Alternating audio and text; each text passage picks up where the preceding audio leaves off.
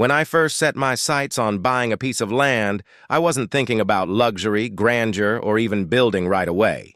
I just wanted a quiet corner of the world to call my own, something that would sit in my portfolio as both a financial investment and a personal sanctuary. After months of scrolling through real estate listings and touring patches of overgrown fields, I stumbled upon a property that looked unremarkable at first glance. 3 acres of flat, grassy land on the outskirts of town. There wasn't much to it, no structures, no landscaping, not even a driveway. But it was cheap, available, and located in an area where property values were slowly creeping upward. I signed the papers, wired the money, and walked away thinking I'd made a sensible long-term investment. Little did I know it was about to turn into the strangest real estate story of my life. At first, the land sat untouched. I would drive by once in a while just to reassure myself that it was still there. The grass grew tall in the summer, turned golden in the fall, and disappeared beneath blankets of snow in the winter. I imagined one day building a modest cabin, or perhaps selling it off to a developer when the market heated up. It wasn't something I thought about daily. It was simply there, mine on paper, waiting patiently for its future purpose. Everything changed about a year after the purchase. It started with a casual comment from a friend who lived near the area. "Hey," he said, "I noticed there's some construction going on around your lot. Did you finally decide to build something?" I frowned, confused. "No," I replied, "I haven't done a thing." "Are you sure you've got the right spot?" He assured me he did. He drove past it every morning on his way to work. Intrigued, I decided to take a drive out there myself that weekend. When I turned down the familiar road and approached the property, my jaw dropped.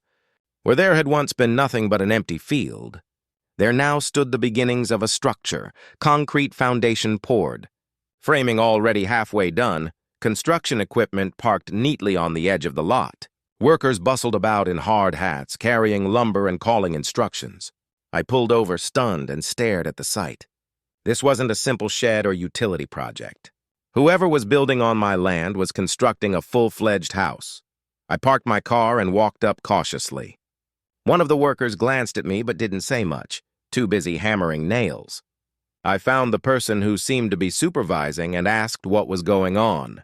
He introduced himself as the project manager and casually explained that the property owner, he said her name was Karen, had contracted his crew to build a custom mansion complete with a pool, a guest house, and a 3-car garage. "Excuse me," I said, struggling to keep my voice calm. "But I own this land." "I bought it last year." He looked at me like I was crazy. "No," he said, pulling out a clipboard. "The owner is Karen. She's been financing this project for months. See?" He flipped to a page showing architectural plans with her name printed at the top. I didn't know whether to laugh, scream, or faint right there in the dirt. Somehow, this Karen, whoever she was, had mistaken my land for hers and had already poured thousands, if not hundreds of thousands, of dollars into building a mansion on it. Over the next few weeks, I scrambled to confirm my ownership. I dug out the deed, called the county recorder's office, and spoke with my real estate agent. Everything was clear. The land belonged to me, fair and square.